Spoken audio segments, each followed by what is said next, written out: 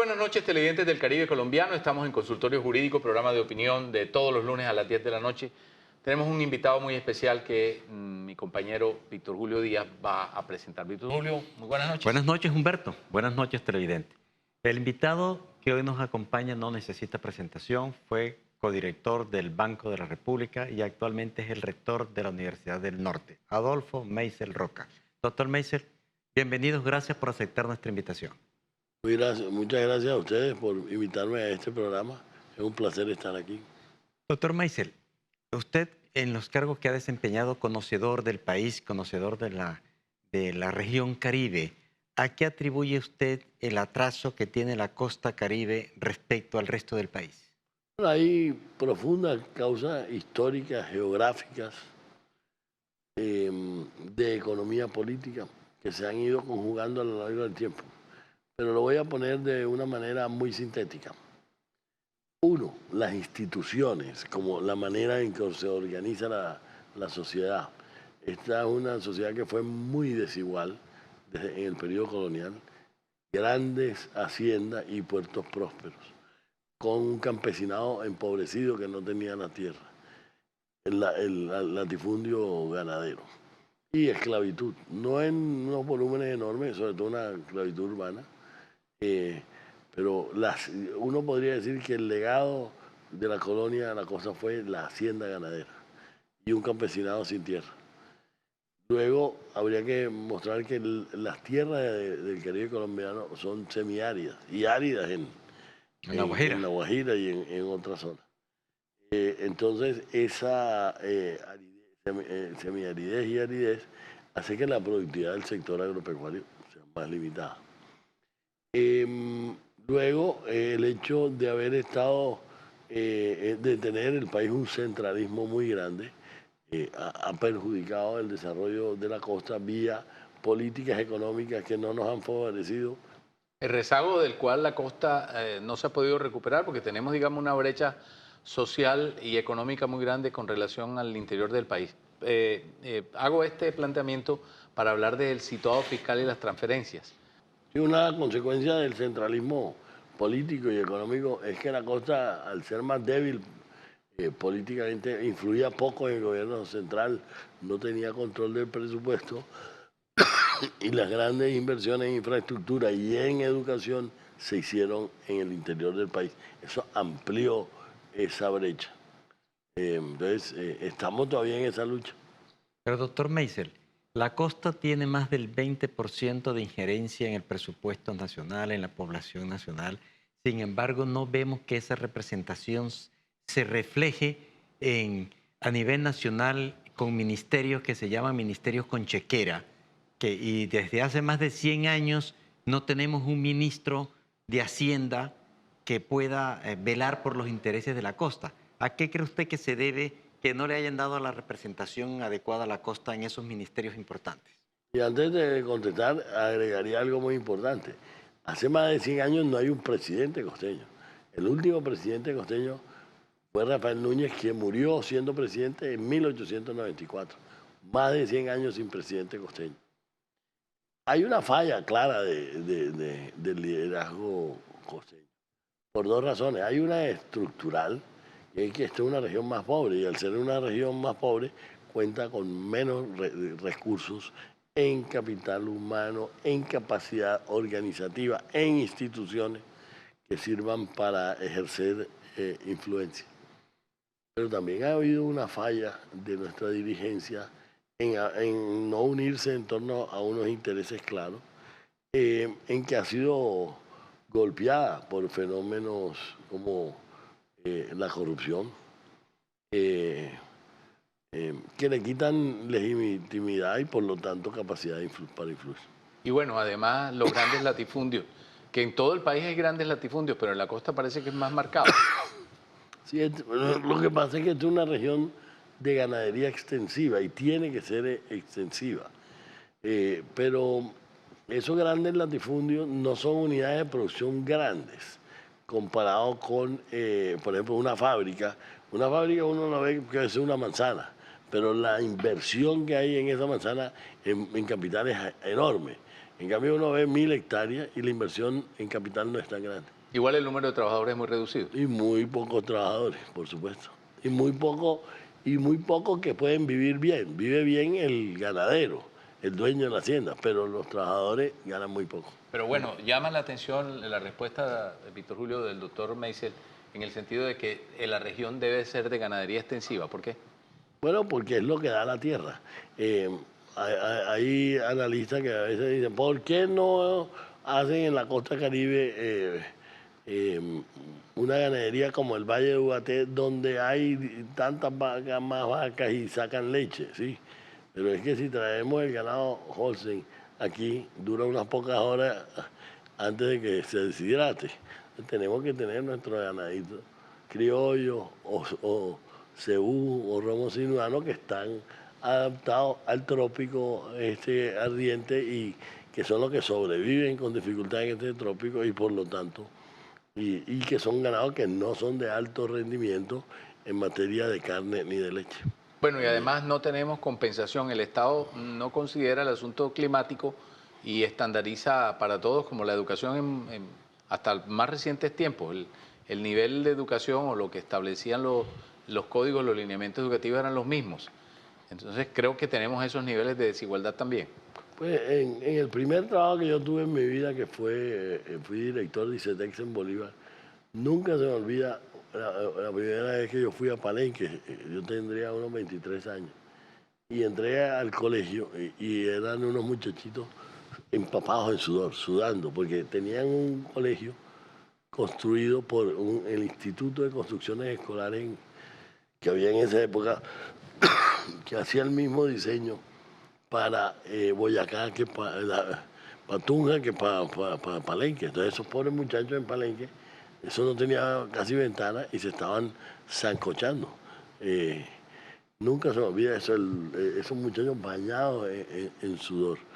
Eso muestra pues las consecuencias negativas de la estandarización y los niveles de comprensión pues menores. Una Colombia desigual. Era más desigual todavía. Bueno, vamos a irnos a una pausa. Regresamos en un instante en Consultorio Jurídico con el doctor Adolfo Meisel, rector de la Universidad del Norte.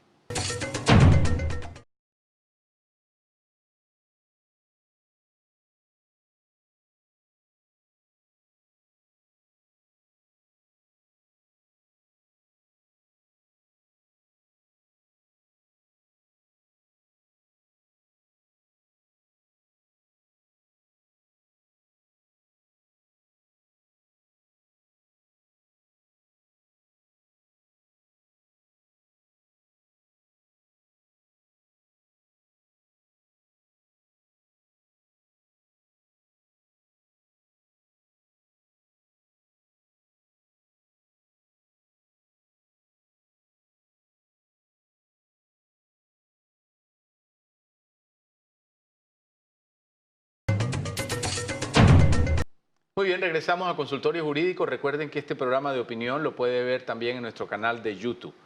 Víctor Julio. Humberto, seguimos conversando con el doctor Meisel y le queremos preguntar, ese proyecto ya no es un proyecto, una realidad de Casa Grande Caribe que se organizó desde el Banco de la República. ¿Cuál ha sido el avance, el resultado que ha dado ese grupo? Bueno, el Casa Grande Caribe surge como un esfuerzo de centros de investigación del Caribe colombiano y algunas universidades y privadas y públicas y los cómo vamos de Cartagena, Barranquilla y Santa Marta para cuantificar el valor de lo que costaría, lo que cuesta erradicar la pobreza absoluta en el Caribe colombiano. Y eso nos dio una cifra de 16.500 millones de pesos. Priorizando ¿qué? Educación básica, agua, saneamiento básico es agua y alcantarillado, nutrición, erradicación de la desnutrición y salud básica. Y eso daba 16.500 millones, da 16.500 millones de pesos. Esto yo creo que ha ayudado a enriquecer el debate porque ha mostrado que el obstáculo principal para erradicar la pobreza en el Caribe nuestro no es la falta de plata por parte del Estado, porque para una población de más de 10 millones de habitantes como el Caribe colombiano, con los recursos que recibe de la nación, con los recursos propios y con los recursos que puede conseguir eh, de algunos cobros de impuestos adicionales o de endeudamiento, podría erradicarse en una década la pobreza extrema en el Caribe colombiano. También hemos hecho ese ejercicio para ciudades específicas. Y en el caso, por ejemplo, de Cartagena, que es uno de los casos más aberrantes en materia de pobreza extrema, porque a pesar de que tiene un auge económico, en materia de pobreza Cartagena ha retrocedido en los últimos años, fruto de la crisis inmensa de su gobernabilidad política. Y en el caso de Cartagena eso dio 650 millones de dólares, que una ciudad como Cartagena podría perfectamente conseguir un préstamo del BID. De hecho, algunos dirigentes de Cartagena, sector empresarial, hablaron con el presidente del BID y él dijo, lo veo viable, el BID le puede prestar 650, 800, 900, pero con dos condiciones, que toda la ciudad esté unificada en torno a eso y que mejoren el sistema de recaudo de impuestos, que es muy malo. Tan malo es que ha caído el recaudo per cápita en los últimos 15 años. O sea, hoy en día Cartagena cobra menos impuestos que hace 15 años en términos per cápita. Claro, por la falta de institucionalidad también. Por la falta de institucionalidad, porque entonces esta iniciativa de Casa Grande Caribe ha contribuido, por ejemplo, a que muchos de los candidatos, en particular lo he visto, que no lo conozco, pero he visto los anuncios que ha hecho, que su prioridad es erradicación de la pobreza extrema en Colombia, en Cartagena. Entonces, esto facilita la medida en que si nos enfocamos en ese tema y si además de eso los recursos manejan. O sea, el problema no es de plata, sino de eficiencia y priorización de la inversión. Doctor Meiser, ¿y usted cree, hablando de liderazgo y en este proceso electoral que acaba de pasar, ese voto en blanco usted cree que debe tener algún resultado para los dirigentes? Pues claramente es un voto de rechazo, el voto en blanco. Yo creo que es una de las opciones. Yo creo que realmente se debería usar más. De pronto se ha puesto la vara muy alta para el éxito del voto en blanco. Pero yo creo que sí necesitamos introducir, de pronto, digamos, no hacerlo tan exigente, pero el voto en blanco en muchas ocasiones yo creo que es una forma de la ciudadanía de rechazar candidatos que no ve viable. Otra cosa que yo pienso que deberíamos cambiar, por lo menos para las principales ciudades del país, es que debería haber dos vueltas. Porque estamos viendo que están llegando a la gobernación, a las alcaldías de ciudades muy importantes, personas con un porcentaje de votos muy pequeño. Alguien puede quedar con el 28%, por ejemplo, como de hecho sucedió en algunas de las ciudades. Creo que en Cartagena. Cartagena, sí. Quedó Sacó además William Dow 55.000 votos. Ganó, pero con un porcentaje pequeño. 28%. Claro, también había muchos candidatos. Sí, pero eso sería, ahí se fortalecería la democracia si hubiera segunda vuelta, pienso yo. Entonces, esa sería, yo creo, una buena opción de una reforma política. Muy bien, vamos a irnos a una pausa, Víctor Julio. Regresamos en un instante a Consultorio Jurídico.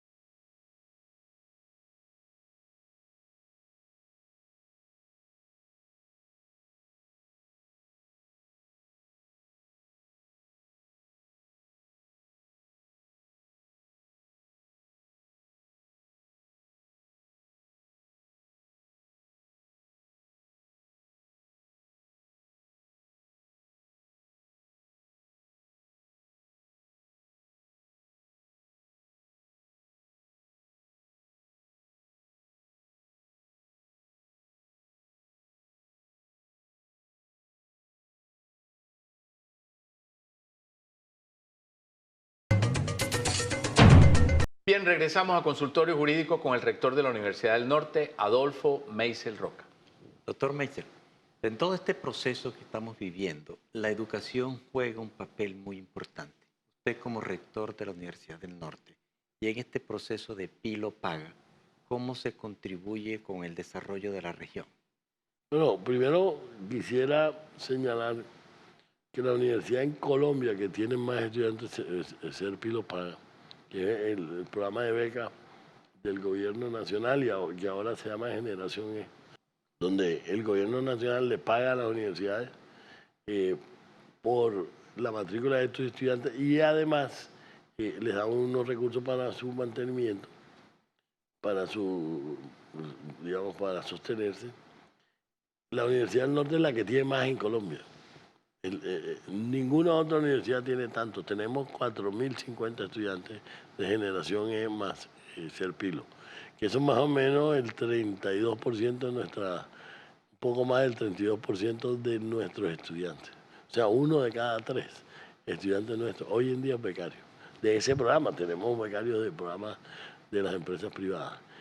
Eso es una transformación profunda, porque primero son estudiantes muy buenos, que llegan con los mejores puntajes, muy motivados a estudiar y vienen de familias que nunca habían ido a la universidad. Yo dicté un curso y tenía en mi curso de 30 estudiantes, 8 Serpilos, y pregunté, y, digamos, no solo a ellos, sino a los diferentes estudiantes. Y muchos estudiantes contaron que sus abuelos eran campesinos y no sabían leer y escribir. Eso es un cambio enorme. Ese muchacho va a tener un impacto muy grande pues, en su comunidad. Y aquí hay unos fenómenos interesantes. El colegio donde hay más Serpilo y generación en la Universidad del Norte es el Colegio Metropolitano de Soledad. O sea, que Soledad no es, digamos, la zona más próspera del área metropolitana. Hay 130. Entonces, obviamente nos interesamos en ver qué había pasado ahí.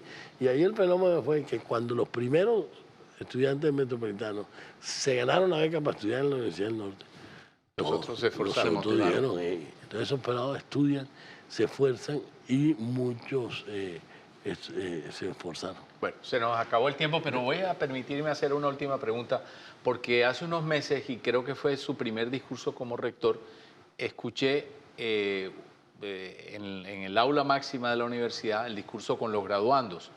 Nos pareció un discurso muy humano porque el doctor Meisel, y eso pues lo complementará usted en esta respuesta, decía que si bien había que preparar a los muchachos para que fueran hombres y mujeres de éxito, tenían que ser magníficas personas, buenos seres humanos, porque encontrábamos buenos profesionales corruptos, buenos profesionales con malos hogares. Ese discurso muy interesante, más humanístico que técnico, ¿por qué? Yo creo que el buen profesional tiene que ser integral, tiene que ser, además de conocer su oficio bien, tiene que ser un buen ciudadano y un buen miembro de familia. Entonces yo digo, ¿qué podemos hacer nosotros para contribuir a esto? Entonces yo creo que podemos hacer varias cosas, 2 cosas. 1, debemos tratar de que la universidad funcione como queremos que funcione la sociedad nuestra. Y la universidad tiene que ser ejemplo de buen comportamiento. Muy bien, doctor Meisel, muchas gracias por compartir con usted su experiencia, por ilustrar a la nueva generación, por soñar en tener un país mejor. Muchas gracias. Muchas gracias a ustedes, un placer haber estado con ustedes. Y a ustedes, televidentes, los esperamos en un próximo programa de Consultorio Jurídico.